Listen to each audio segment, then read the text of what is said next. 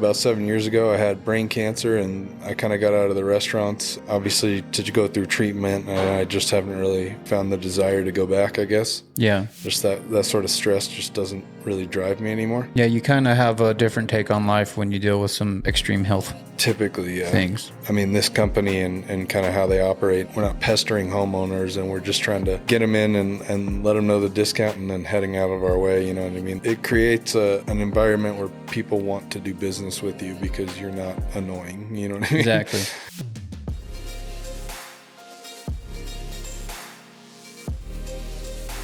Hello, everyone. Welcome to this episode of Behind the Knock podcast. Today's episode, we have a special guest. We have a new hire. His name's Jared Majestic. I know, it's an awesome name. Hey, Jared, how's it going? It's going well, thank you. How about you? I'm doing great, man. Good. So we have Jared on the podcast today. He's new to the company. And how long have you been here for? Since the middle of, like, the first week in June. First week in June? Okay. So started with some training, or I don't know if is this your third week total? I think you did a week of training. This is starting my fourth week. Okay, so starting so you finished your third. This is starting the fourth week. I think so, yes. Okay, awesome. Yep. And how much revenue have you done so far? For this pod trip, I've done about 170,000. 170,000. Yeah. That's pretty awesome. And what you get 10% on at least 120 of that? 110 of it. 110 of it? Awesome, man. So the rest is at 6 so far, but I still got 2 more days to pull something through. You still got 2 more days? That's right. So that's awesome, man. Yeah, when I started, we just didn't pay coordinators that much money. I've been told that by a lot of salespeople here. So, and honestly, man, I don't even know if I ever made that much as a director, if I'm being honest. Because even when I was full-time closing, I actually only full-time closed for like maybe a couple months. Right. And then it was like leadership after that and delegation and all of this. I don't even think I had an opportunity to, or maybe I had the opportunity, just not a lot of opportunity to get that much of a check. So congratulations, man. Thank you, man. I appreciate it. Absolutely. So first time on the podcast, right? Yes. Awesome. Well, you're doing good so far. Hey, thank you. You're welcome. And so why don't you tell us a little bit about like your background, like where do you come from, things like this. Yeah, of course. So I'm originally actually from California, Orange County. Okay. Dana Point, to be more specific. I grew up on the beach, surfing, bodyboarding, really anything that was outdoor. I mean, I snowboarded and, do anything once basically. But I grew up there, moved out to Arizona when I was about 19, wanted to buy a house. And so I bought a house, and I was working at a restaurant. That was where a lot of my background is in restaurants. Actually, about 7 years ago, I had brain cancer, and I kind of got out of the restaurants, obviously, to go through treatment, and I just haven't really found the desire to go back, I guess. Yeah. Just that sort of stress just doesn't really drive me anymore. Yeah, you kind of have a different take on life when you deal with some extreme health. Typically, yeah. Things. Yeah, definitely 100% in my case, yeah, for sure. You know, I don't know. I've looked into sales a lot. I've never really, commission only is it's a scary thing. It can be very, very scary, especially when you don't already have a lot or don't have like a cushion. Yeah. So something I kind of always like strayed away from, but, I don't know. This team's been great. This company's been great. I've only felt the need to succeed, which is what I like, and everybody just is in my corner. You know what I mean? So yeah, there's a lot of good energy, and we're really lucky to have just the people that we have in the organization, because it's the people that's the culture, right? Mm-hmm. So I have my own vision of what the culture, or what I wanted the culture to look like. And just the opportunity to partner with Drake and Isaiah. They're just very much aligned with the type of person that I am, and they're purveyors of the culture. And then you get guys like LaShawn, you know, or even a guy like you, brand new, right? You're experiencing the culture, you're seeing the success, and then, you know, you'll convey that message to other people, you know? So it's an awesome thing, man. And I myself, I've been in sales a long time, about 12 years total sales experience. Okay. And that being said, close to half of that's been in Windows. And prior to Windows, I was a base plus commission guy. I was like, I'll never do full commission. Like, I got to have a safety net, you know, I got to have a security blanket, if you will. And you can make decent money having like a base plus commission job. You can make 70, 80 grand, maybe even more. But the way that the taxes work with the W-2, they take a lot of your tax money. And at the end of the day, especially like having children and things like this, it just doesn't, the money just doesn't go very far. Right. And this industry was the first full commission job I ever took. And that's when my money problems went to from how do I pay my bills to how do I mitigate my tax liability. And that's a good money problem to have. That's definitely a good switch to have. Yeah. You know, or you go from looking forward to that tax return every year because, you know, having kids and everything, it's, you get a couple months where the pressure's taken off. Yep. And then it turns into, again, how do I mitigate my tax liability? Like, you're paying at the end of the year, you're not getting money. But again, I would much rather have the problem of not wanting to pay the government than not having the ability to pay my bills. Valid. Yeah. It's very valid. So it's like you choose your hard sort of stuff. Absolutely. It's way harder to like stress about bills and all of that. Uh-huh. And it's crazy because I don't know if I've told the story on a podcast or not, but I spent so much time like getting creative on just keeping, you know, a roof over our head and, you know, food on the table, whether it's payday loans or whatever it is, a million things I would do to get creative to keep everything going. And once I turned that energy into just focusing on making money instead of like the problems of not having money, and like, it's like the money problems just vanished. And obviously you have to have like a good industry, like a good opportunity, whatever it is, like it's got to be the right thing.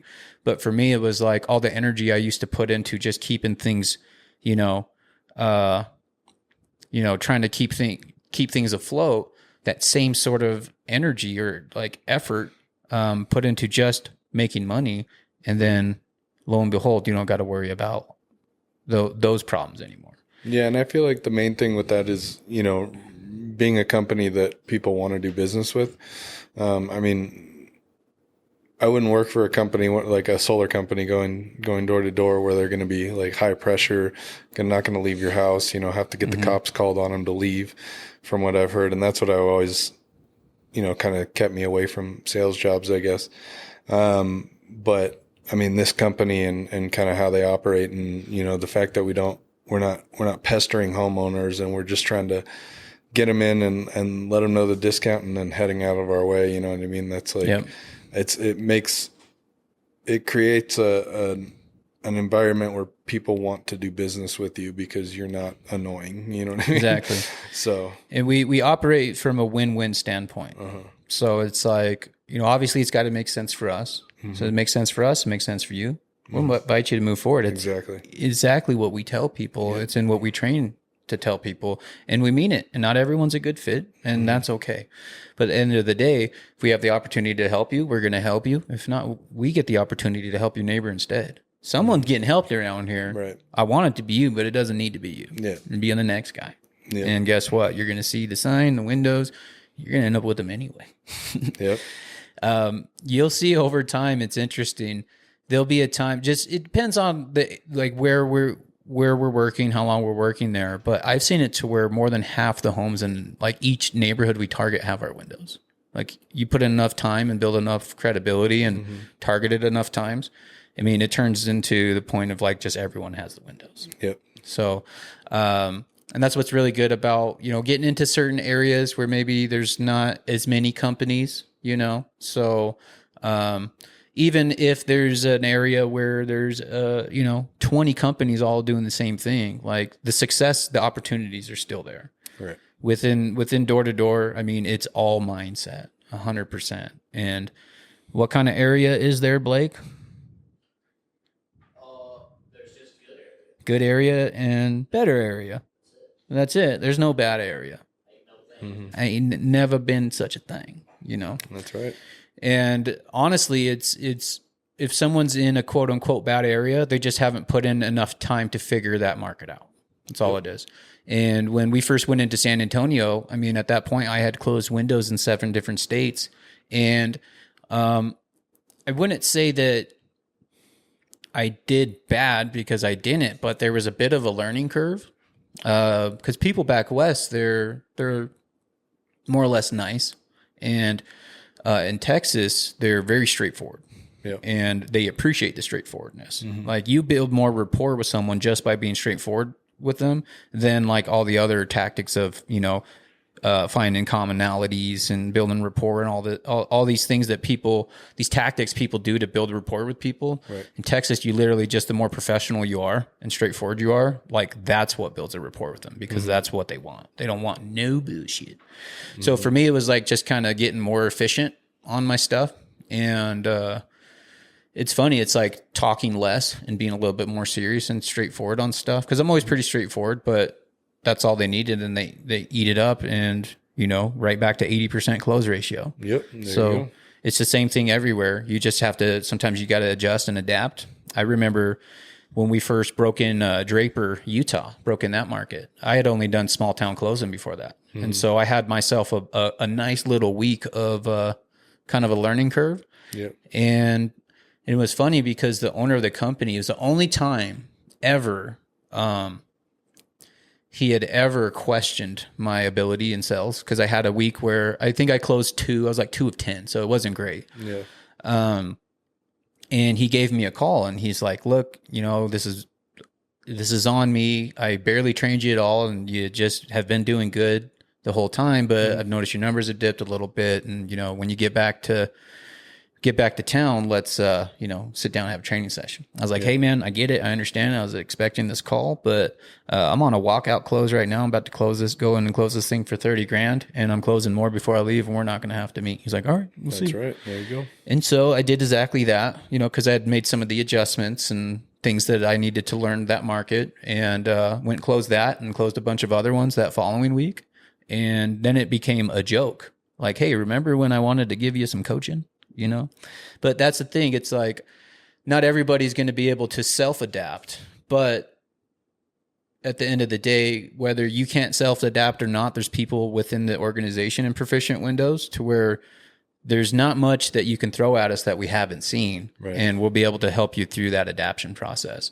Yep. Especially with, there's a lot of experience with traveling within, certain guys within Proficient Windows. And what that means is essentially they have to go adapt to a new area every time. Yep. Adjust and adapt. And Drake just happens to be one of the guys we would actually send into new area all the time because it didn't matter. Do some scouting. Yeah, because he was so good. His mindset is so good that he'll do just as good in a brand new area where no one knows us than when someone is you can have a guy who's like a veteran, golden door, put him in a new area. His mindset's not good. He's not doing good. We got to put him in what we consider credible areas, meaning we've already been there, already established credibility, and the sales are way easier. So Drake, he was a guy that we would put into those new areas because the mindset was so good. You give him chicken shit, he'll make a chicken salad out. Yeah, working with Drake, I've worked with him once, and he's so fluid and just it's like the customers are talking to somebody they have known their whole life. Exactly. Yeah, he's amazing. And it's not just Drake. There's some really amazing absolutely. people in the organization. Yeah. And I have a lot of confidence in my skill set and where we're at in the organization right now. I'm still in the field, went and ran one last night and was able to help Jenna, another new rep, get a sell, and she's gotten like 3 over the last couple of days. So things are working out. But Yeah, man, we'll get this wrapped up. Before we wrap it up, what would you say if someone's kind of maybe thinking about getting into something like that, what would you tell someone that is thinking about maybe joining a company like Proficient Windows? I'd probably say, be aware, be ready, and don't take, people on the doors, their reactions too personally. You got to be able to brush stuff off in this job. It's not for the lighthearted, for sure. Yep.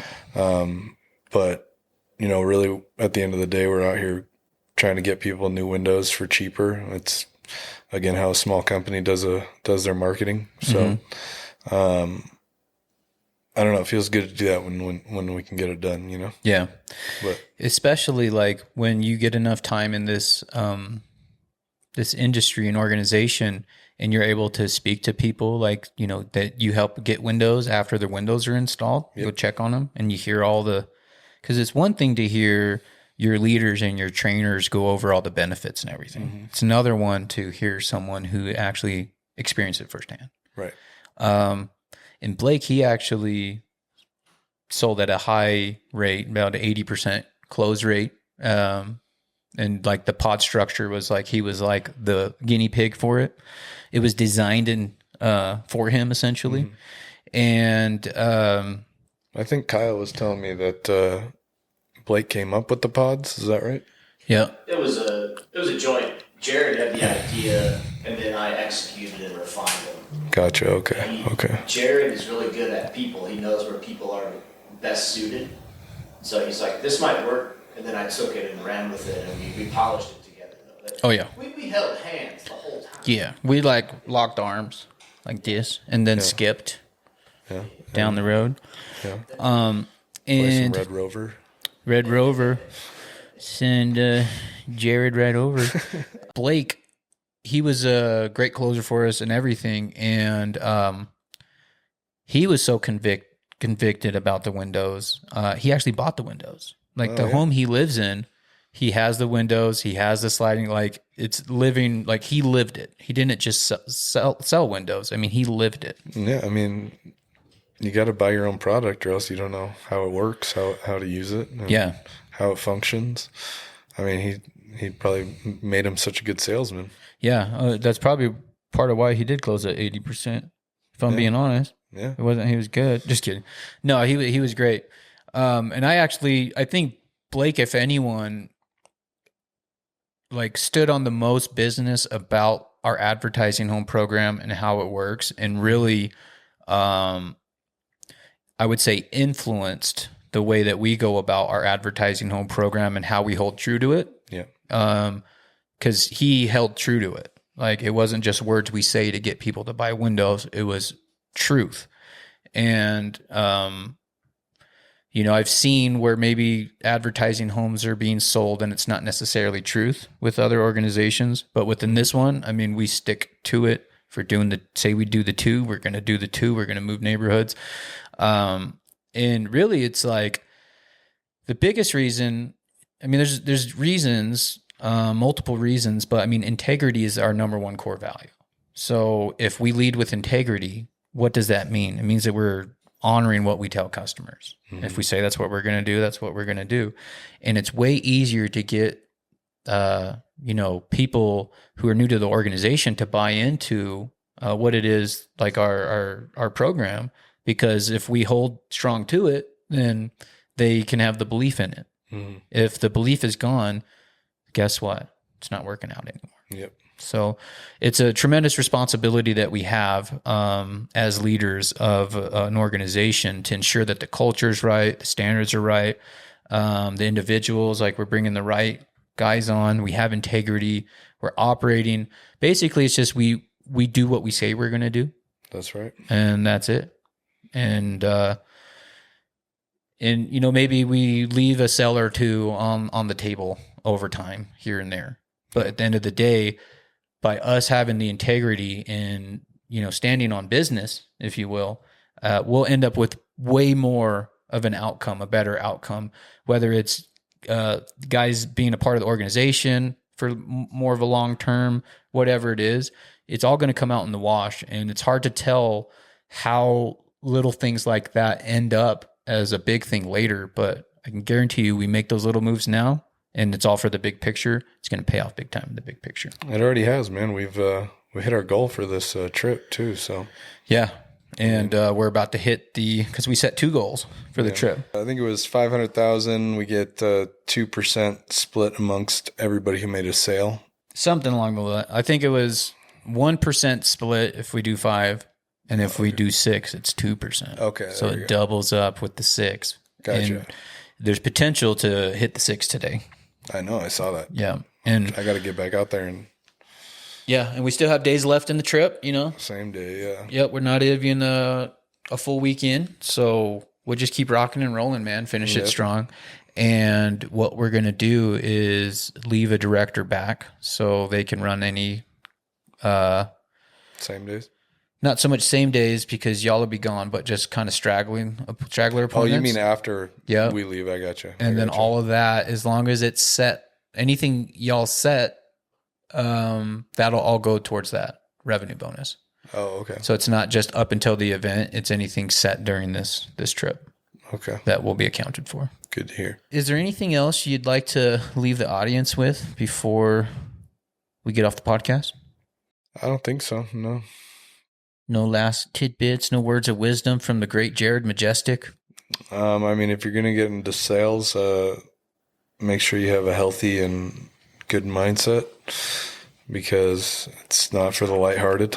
Yeah. But if you put the work in, it'll pay off for sure. 100%. Yeah. 100%, man. And every person in this room is living proof of that. Yes. Now, we'll wrap this up. Again, y'all, thank you for tuning in. Proficient Windows, Behind the Knock podcast. Like, subscribe, comment, DM us. Thanks for joining us. Thank you. Boom.